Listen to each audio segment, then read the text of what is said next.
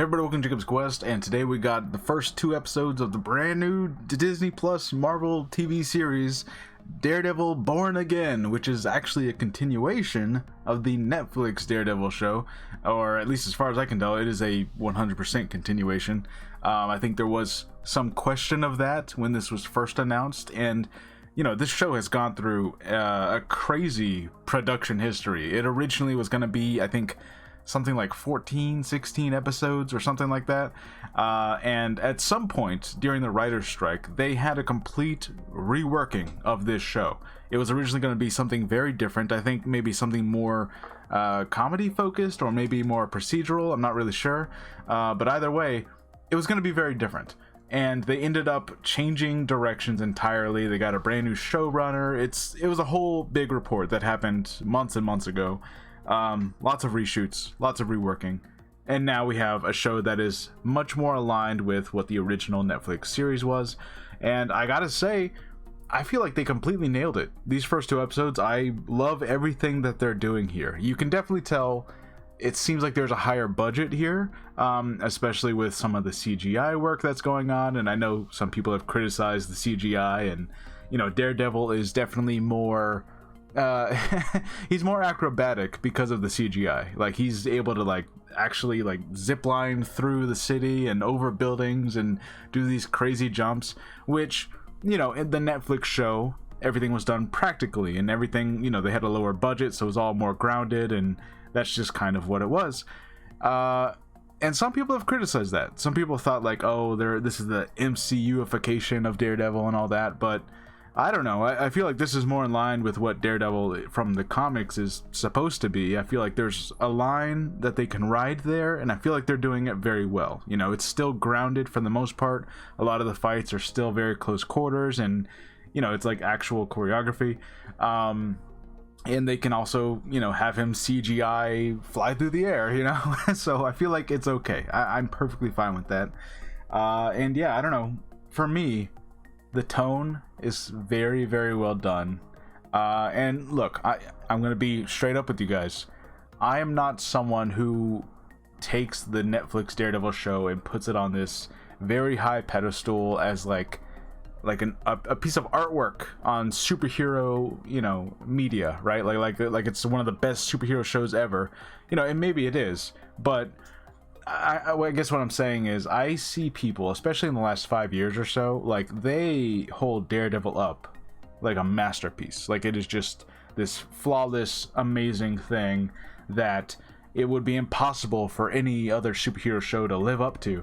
And I'll be honest, that's not really how I remember the show being. I remember it had, you know, amazing, great moments, but there was definitely a lot of lulls and stuff like that happening during the 3 seasons that we had on Netflix. You know, I remember there's a lot of talking, a lot of kind of boring parts, and I don't know, like, it was never quite the you know, action-oriented, awesome fight show that I think everyone remembers it being. I think everyone just remembers those highlighted moments more than what the show might have really been. So, I don't know. For me, this show is very much matching what I remember the show actually being like, whereas I've seen other people kind of criticize the show, saying, oh, but this doesn't live up to the Netflix show, not even close. And I'm like, really? Are you being honest about what the Netflix show was? Do you really remember what it was? Because I don't know. And look, hey, maybe I'm the wrong one. I gotta go rewatch the original show. I don't know, but I don't remember it being this like masterpiece of a TV show, right? Like, it's not, you know, the first 3 seasons of Game of Thrones or anything like that, right? It was good, but it wasn't like, I don't know. Anyways, my point is, I feel like they nailed the tone of the original series while also acknowledging, like, you're in the MCU now, you're gonna do CGI flips, and you're gonna mention a Spider-Man in a vague, you know, little spider suit kind of mention, and also you're gonna reference the events of other things that, for example, Kingpin has been in. You know, he was in Echo, he was in Hawkeye, he got shot in the face, he lost an eye. They acknowledge that it happened, you know, so they're not like completely divorcing this from other stuff that is in the continuity of everything that's going on here. And overall, I don't know, I just really enjoyed the first 2 episodes that we saw here. Now, I'm gonna go ahead and get into some spoiler talk. I'm assuming you guys have watched it. Of course, the big thing that happens pretty much immediately, Foggy Nelson is dead.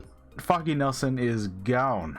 And, you know, I kind of assumed that one of them was gonna die, especially when the only set photos that we ever saw of Karen and Foggy was like that one street of them all walking together, and nothing else ever came out. We never saw any other footage in the trailers or anywhere, and I was like, oh, someone's dying, because for at least one of them, that's the only footage that we have.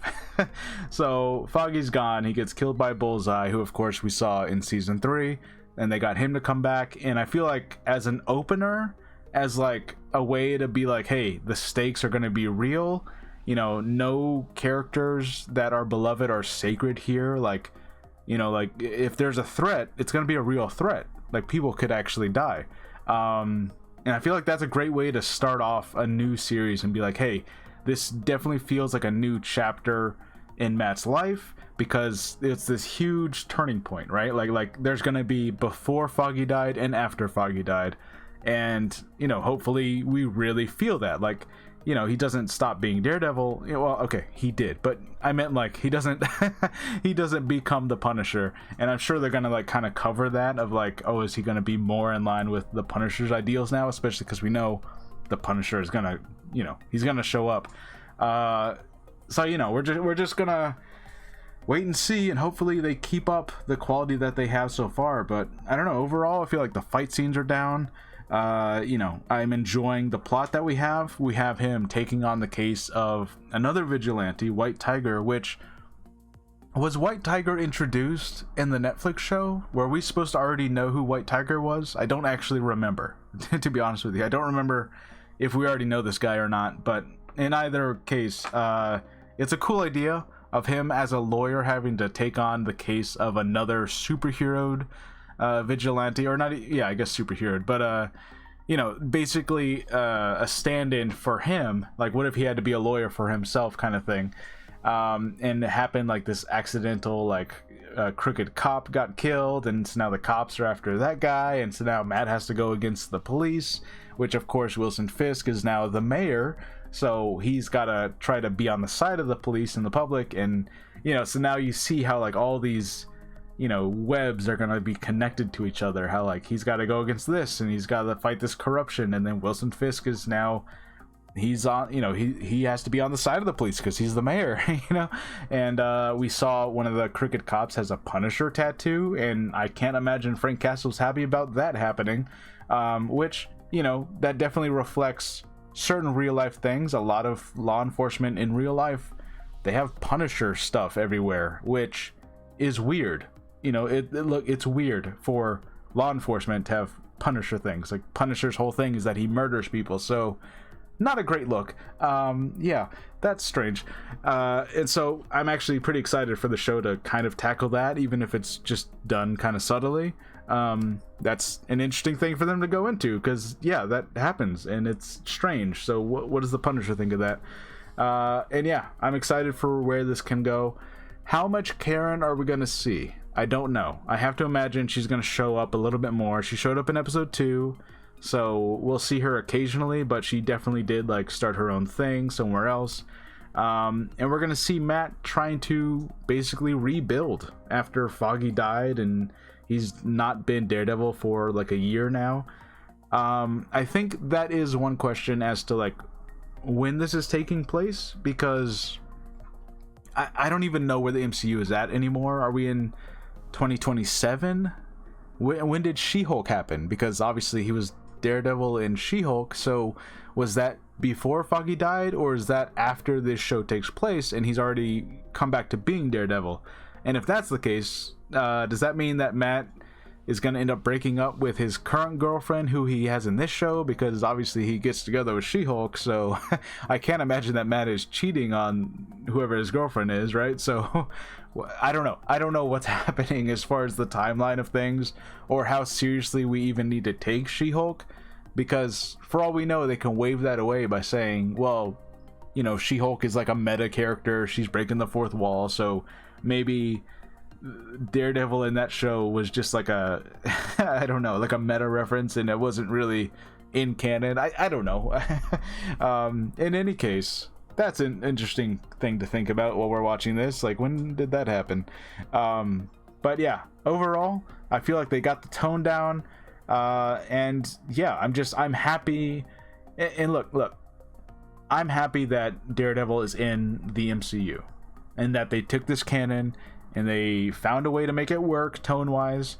Not everyone's going to be happy about that, and I will admit, I was resistant to that initially. I was like, no, do not make Daredevil canon to the MCU, because it just brings up too many questions, and it, why was this? Why was that? And to be honest, I think the point that we're at now in the MCU, whatever. You know what I mean? Like, I don't care if they're just gonna say that everything that happened in the Defenders and the Hand and the Dragon under New York and this and that, like, fine, whatever. Now, I think that's still kind of a question mark. How much of the Defenders still happened? I don't know. I don't know what we're supposed to be dealing with here, and I do think that we're at this point where maybe we should just kind of let go of canon a little bit. Like, let's loosen the grip and just kind of say whatever you want to be canon is canon. If you want Agents of S.H.I.E.L.D. to work, fine, whatever, it works, I don't care. I've never seen, for example, Agent Carter, that TV show from forever ago. I never saw that show. Is that canon? I don't know. I have no idea. But whatever, the show's good. I'm excited to see where they're going with this. I am curious how much of a balance they're going to be able to keep with, some of this being like heavily reshot and some of this being completely rewritten. And, like, are we gonna have issues there? Are we gonna see the cracks as the season goes on of like, oh no, once we get to like episode 4 it gets real messy? I don't know, but so far so good. I'm enjoying it. Anyways, let me know what you guys think about Daredevil Reborn, the first 2 episodes. And do you have complaints? Do you hate the CGI? Do you know what's canon, what's not canon? Let me know what you guys think. When did She-Hulk happen? And I'll see you guys later. Bye.